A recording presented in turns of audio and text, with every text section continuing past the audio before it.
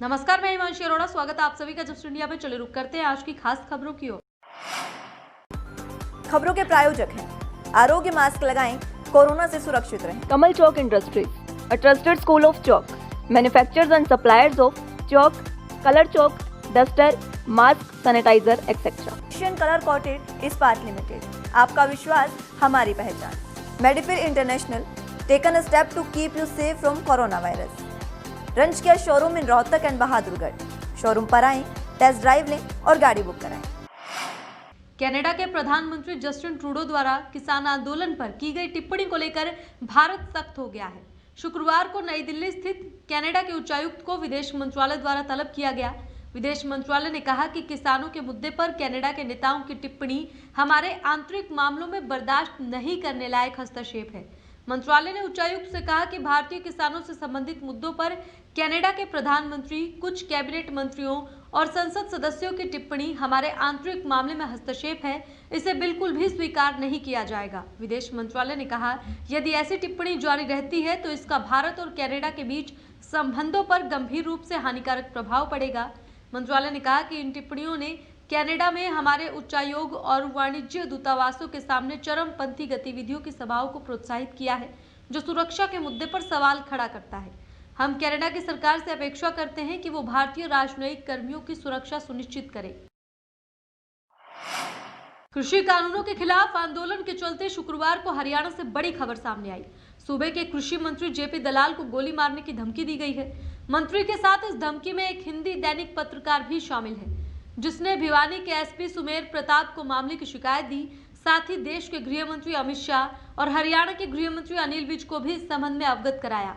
फिलहाल मामले की जांच पड़ताल जारी है। बता दें कि हाल ही में कृषि मंत्री जेपी दलाल ने एक बयान देकर किसान आंदोलन में विदेशी ताकतों का हाथ होने की आशंका जताई थी। इस बयान को भिवानी के एक हिंदी दैनिक समाचार पत्र समेत कईयों ने प्रकाशित किया था। अब इसी बात को लेकर संबंधित अखबार के संचालक को किसी ने फोन करके धमका डाला। भिवानी के एसपी सुमेर प्रताप को दी शिकायत में शिकायतकर्ता ने यह बताया कि 4 दिसंबर को सुबह मोबाइल नंबर 9918560479 से एक कॉल आई। सामने से बोलने वाले ने जॉन से मारने की धमकी दी और इसका कारण कृषि मंत्री जेपी दलाल के बयान को प्रकाशित किया जाना बताया। बदमाश ने धमकाते हुए साफ कहा कि अगर आगे से ऐसी खबर छापी तो मंत्री के साथ साथ तुझे भी निपटा दिया जाएगा, गोली मार दी जाएगी। पुलिस का कहना है कि शिकायतकर्ता की तरफ से उपलब्ध कराए गए ऑडियो की भी जांच की जा रही है। जल्द ही आरोपी को गिरफ्तार कर लिया जाएगा। चलिए से भी शुरू करते हैं बड़ी खबर की ओर। कृषि मंत्री जेपी दलाल के बयान पर अभय चौटाला का बड़ा बयान। जेई की पोस्ट से बर्खास्त बंदे से क्या उम्मीद की जा सकती है? अभय चौटाला ने यह बड़ा बयान दिया है। जेपी दलाल को लेकर आरएसएस आंदोलन को बदनाम करने में लगा हुआ है, पहले भी इनका यही इतिहास रहा है। तो अभय चौटाला ने जेपी दलाल पर बड़ा बयान दिया है और ये कहा है कि आरएसएस आंदोलन को बदनाम करने की कोशिश में लगा हुआ है। ऐसे बंदों से क्या उम्मीद की जा सकती है? जेई की पोस्ट से बर्खास्त बंदे से क्या उम्मीद की जा सकती है? आपको बता दें कि जेपी दलाल ने आंदोलन के पीछे चाइना और पाकिस्तान का हाथ होने की बात कही थी, जिसके बाद अभय चौटाला की ओर से यह बड़ा बयान दिया गया।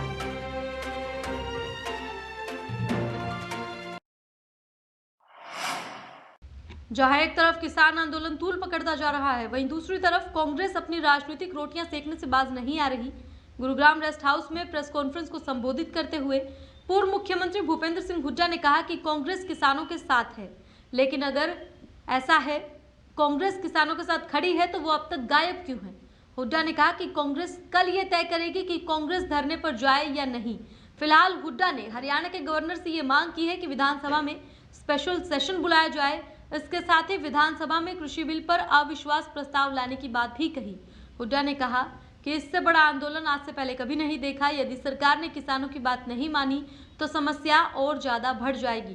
देखिए, आज दिल्ली के चारों तरफ पूरे देश के किसान खासतौर पे सारे बॉर्डरों पे आज बैठे हैं कई रोज से, और जो हमारी हरियाणा सरकार है उसके मंत्री और मुख्यमंत्री जी ने भी, एक तो मुख्यमंत्री जी ने ऐसा बयान दिया था पहले कि भाई मैं हरियाणा के किसानों को धन्यवाद करता हूँ, उन्होंने कोई पार्टिसिपेशन नहीं करी इसमें।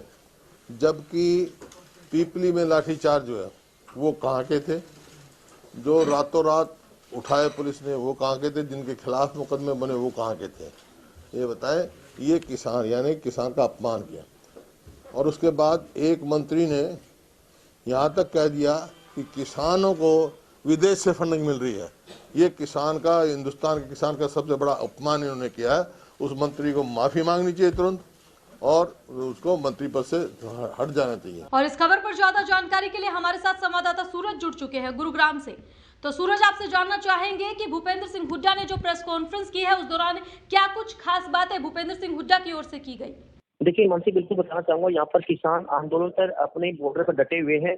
अपने जो 3 कानून बनाए हैं उसका लगातार बहिष्कार करते नजर आए हैं कि ये किसानों के हित के लिए नहीं है। जहाँ पर किसान लगातार सरकार से बात करते रहे मानसी, लेकिन सरकार अभी तक बात करना तैयार नहीं है। हालांकि जो बैठक जरूर हुई है और कल फिर एक टाइम रखा गया है। यहाँ पर पूर्व मुख्यमंत्री भूपेंद्र सिंह हुड्डा आज गुरुग्राम पहुंचे हैं, विधायक दल की बैठक भी हुई है। उन्होंने कहा कि हम किसानों का समर्थन करेंगे। साथ में मानसी ये बताना चाहूंगा, जेपी दलाल जो अपना कृषि मंत्री है, उन्होंने कहा कि वो किसानों से माफी मांगे, क्योंकि उन्होंने ये कहा है कि एक सिर्फ कांग्रेस पार्टी ये करवा रही है, ये इससे किसान नहीं है। और जहां पर भूपेंद्र हुड्डा ने ये कह दिया कि ये बीजेपी के लिए बहुत ही खतरनाक होगा अगर किसानों की बात न मानी। तो कहीं ना कहीं हमारी ये सामने वाली बात है, भूपेंद्र सिंह हुड्डा जो यहाँ पर बैठकर जिस तरह कांग्रेस पार्टी को मजबूत करके और किसानों के साथ के समर्थन करते जा रहे हैं, उधर किसान वहां पर बैठकर अपने वहां पर आंदोलन तेज किए हुए हैं। कहीं ना कहीं एक राजनीति पर जो रोटी सेकना काम यहाँ पर करते जा रहे हैं। जी मानसी, भूपेंद्र सिंह हुड्डा की ओर से जो कहा गया है कि वो कल ये तय करेंगे कि धरने पर जाए या नहीं जाए, अब तक क्या कर रही थी कांग्रेस पार्टी, क्योंकि निशाना तो लगातार साधा जा रहा है बीजेपी पर? देखिए बिल्कुल इतना जरूर कहा भूपेंद्र सिंह हुड्डा ने कि जब हमने क्वेश्चन किया कि आप वहाँ पर धरने पर क्यों नहीं जाते, उन्होंने कहा कि आला कमान से हमारी बातचीत हुई है और हम अपनी विधायक दल की बैठक करके हम तय कर लेंगे कि हम वहाँ पर धरने बैठेंगे या नहीं बैठेंगे। फिलहाल उन्होंने कहा कि हम किसानों के साथ में हैं, किसानों के हित की बात करते हैं और पूरा समर्थन हम किसानों को देते नजर आ रहे हैं। उन्होंने साथ में ये भी कहा कि कुछ जो जिधर विधायक हैं उनसे हमारा ताल्लुकात हुआ है, यानी सरकार तोड़ने की बात बिल्कुल करते नजर आए हैं कि हमारे संज्ञान में कुछ विधायक ऐसे हैं जो हमसे बातचीत कर रहे हैं। हालांकि इतना जरूर है मानसी, उन्होंने किसी विधायक का नाम नहीं लिया, लेकिन फिलहाल अपनी पार्टी को लेकर वो बिल्कुल किसानों के हित के लिए बात करते नजर आए हैं और उन्होंने कहा है कि हम किसानों के हित के साथ खड़े हैं और उसको पूरा समर्थन करते नजर आए हैं। जी मानसी, हरियाणा में किसान आंदोलन के समर्थन में पूर्व सिंचाई मंत्री जगदीश नेहरा के बेटे और बीजेपी नेता सुरेंद्र नेहरा ने भारतीय जनता पार्टी की सदस्यता से इस्तीफा दे दिया है। सुरेंद्र नेहरा ने कहा कि वे किसानों के समर्थन में बीजेपी की सदस्यता से इस्तीफा दे रहे हैं। अब वे किसानों के समर्थन में उनके आंदोलन का हिस्सा भी बनेंगे।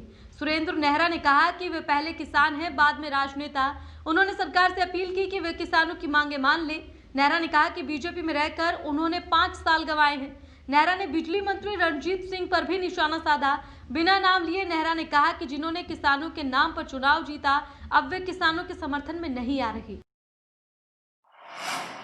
चलिए इसे भी शुरू करते हैं बड़ी खबर की ओर, जो कि हिसार से आ रही है।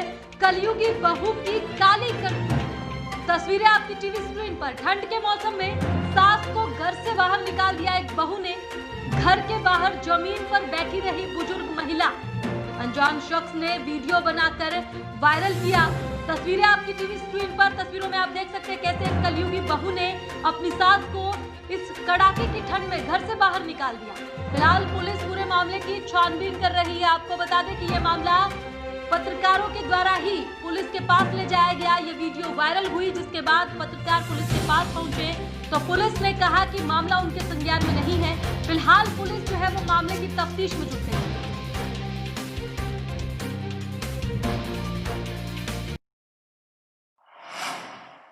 दिल्ली में चल रहे किसान आंदोलन के चलते पूरे देश से किसान दिल्ली की तरफ कूच कर रहे हैं। ऐसे में जुलाना क्षेत्र से भी किसान दिल्ली आंदोलन में भाग ले रहे हैं और जुलाना से उनके लिए राशन भी प्रतिदिन भेजा जा रहा है। जुलाना के करसोला गांव से धरने पर बैठे किसानों के लिए लड्डू तैयार कर धरने पर भिजवाए जा रहे हैं। पूरे गांव के सहयोग से गांव के नवनिर्मित पंचायत भवन में हलवाई बैठाकर प्रतिदिन लड्डू तैयार किए जा रहे हैं और जो लड्डू तैयार होते हैं उन्हें अगले दिन सुबह दिल्ली के लिए गाड़ियों में भेजा जाता है।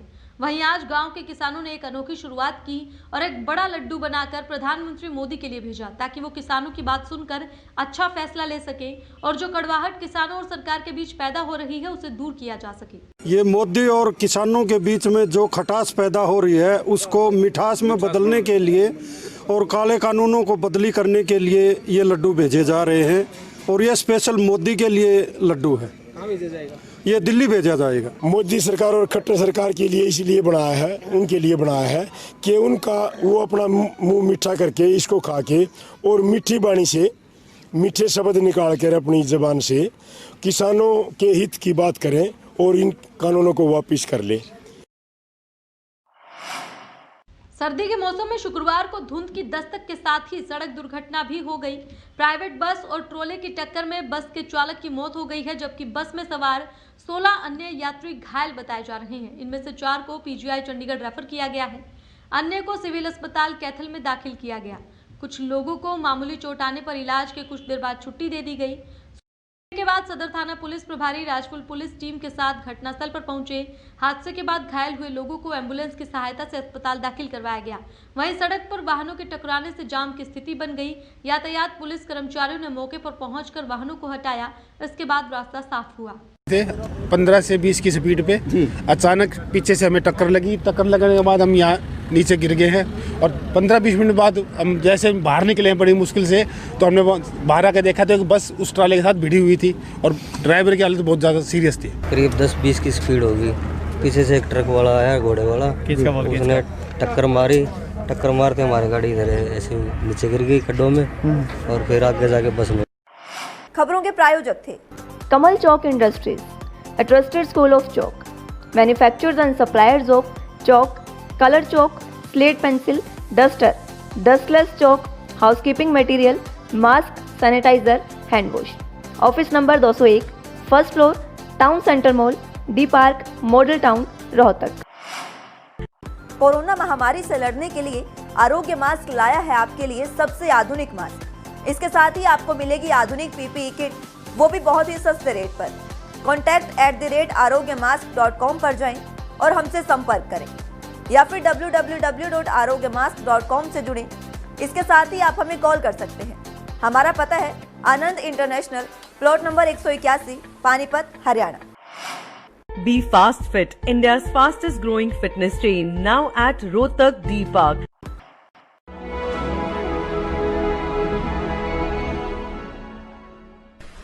चाचा, आपने नया घर बनवाया है तो घर की छत पर कौन सी शीट लगवाई है? बेटा, मैंने अपने घर की छत पर एशियन शीट लगवाई है क्योंकि वो कभी न मिटने वाले ओरिजिनल निशान की चादरें हैं। साथ में ISI का चिन्ह, 5 साल की वारंटी के साथ साथ पैसों का सही मूल्य देने वाली वही इकलौती शीट्स है। क्योंकि नाम नहीं, पहचान जरूरी है। फिलहाल इस बुलेटिन में इतना ही, लेकिन बाकी की तमाम खबरों के लिए आप देखते रहें जस्ट इंडिया। नमस्कार।